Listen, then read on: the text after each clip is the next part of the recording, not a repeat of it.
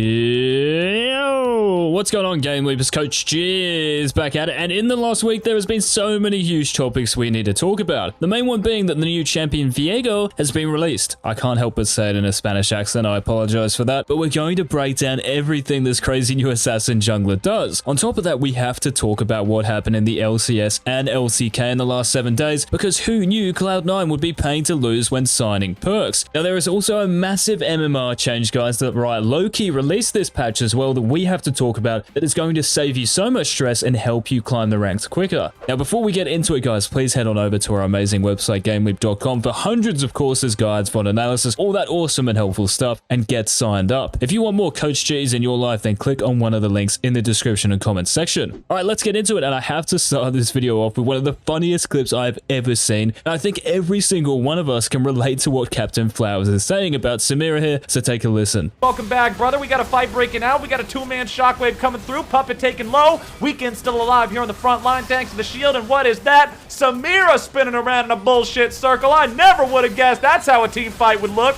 Look at that mobile wind wall as she's able to kite around and outplay everybody. I swear to God, you put any more tools in this kit, she'd be able to fix a whole goddamn car. Now, even though I find Samira really fun to play, I swear everyone who has to play against her, me included, does this behind their keyboard. I think the mobile wind wall was my favorite part because it's so true, and this is what makes Samira so frustrating to play against. It just completely cucks most champions, and she's still by far the most banned champion in League. Even after throwing multiple nerfs at Samira, she is still good in this meta because she does super well into the best 2 AD carries, Kai'Sa and Jhin, and in team fights it's so easy to stack your style, and as Captain Flowers put it, spin around in a BS circle. Now the big news we have to talk about is that Viego is now available, and this champion is absolutely nuts. So the Ruin King, that's his nickname, actually looks hella sick and seems most suited to the jungle role. Now, to stop you insta-locking him in my games and going 0-20, let me first show you his red hot abilities. First of all, you don't rely on mana or anything like that, the same as Riven, so if you hate having to worry about the blue stuff and a Fury bar, Viego may well be the perfect champion for you.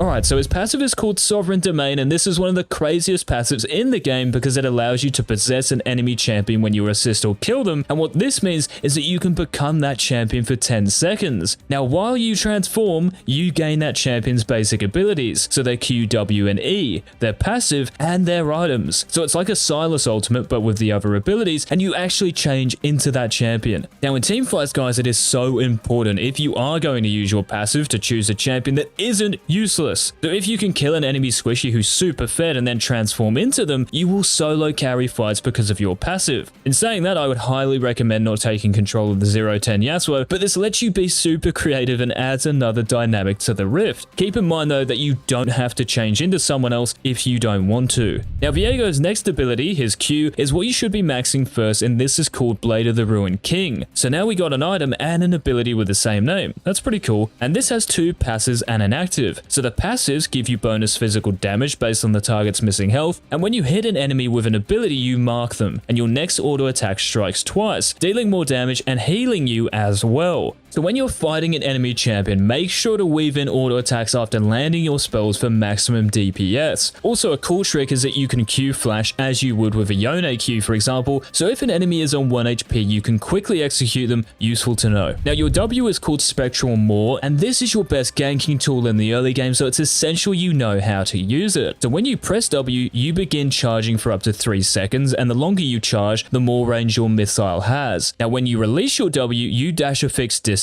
and throw a bit of mist in the target direction. This will only hit the first enemy struck, so minions and monsters included, so in your games try to create a line of sight when ganking and fighting because it stuns that enemy based on how long you are charging for. Now because this has a dash, in some situations it would actually be better to use your W to dodge a skill shot or escape, so you can always just tap W if you need to. Now the next ability in Viego's kit is his Harrowed Path, and this is kind of similar to Synergy but way more intense. Now when you press E, you create a trail of mist which gives you camouflage, bonus attack speed, and bonus movement speed. How whack is that? Now this is where it gets really interesting. Watch what happens when I E a wall near Baron Pit. The trail consumes the entire pit, making me invisible inside of it, and continues around the whole wall. It's crucial to understand that enemy champions can see this, so if you're clearing a jungle camp or doing Dragon or doing Baron, this is a telltale sign of what you're up to. So try to use your E so it doesn't hit any terrain. This won't give away your position, position. Finally, your ultimate on Viego is Heartbreaker, and when you press R, you blink to the target location and create a blast radius. Now listen to this. Enemy champions in that circle take physical damage and are knocked up except for the champion with the lowest health, who takes even more damage and is slowed. Now when you take control of another champion via your passive, you gain access to your ultimate even if it was on cooldown beforehand. It refreshes essentially. So in fights when you ulti onto someone and kill them, quickly transform into them and you get a fresh use of your Heartbreaker. Now if any of you have used Viego already, what are your thoughts so far? Are you a fan? Have you refunded him already? Let me know what the go is. Now the next massive story I want to discuss with you guys is Perkz' LCS debut. We all know that Cloud9 splashed the cash when they signed Perkz, and I think everyone expected Perkz to just dominate right from the get-go, but in its first LCS game he picked Yone, and this happened. Then harass Perkz under tower.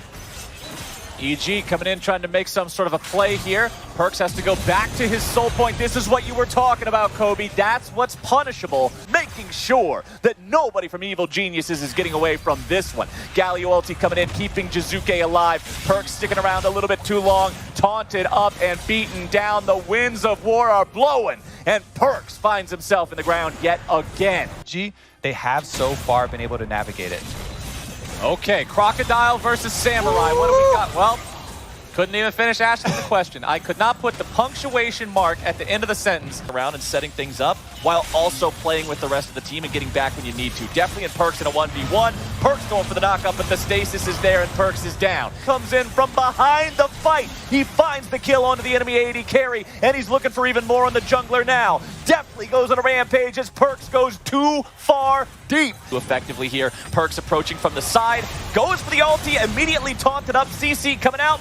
Goodbye, Perkz, or is it? Resurrection now coming through. Guardian Angel popping off. Where's the rest of the damage going to be? Perkz in some trouble getting away into the rest of the team, and there is Impact. There's your Gore Drinker. Somebody should have bought some grievous wounds. Run out. We'll see how much more they can get. This tier 2 turret up here could be their spot as Impact's now having to fight up against Vulcan. Back line. Meanwhile, back in the top lane, definitely going dominating, able to take down Perkz. Now my only theory here is that NA has already infected Perkz, and it's like he's already forgotten how to be one of the best players in the world, just like he was on G2 for so many years. But he did bounce back strong in Cloud9's next game, and they won their third match, which was great to see, and I'm sure he will re-find his solo killing faker form real soon. Now, as I invite you guys to drop a like on this video, I have a T1 pentakill I have to show you, and the reaction is just great. Watch this.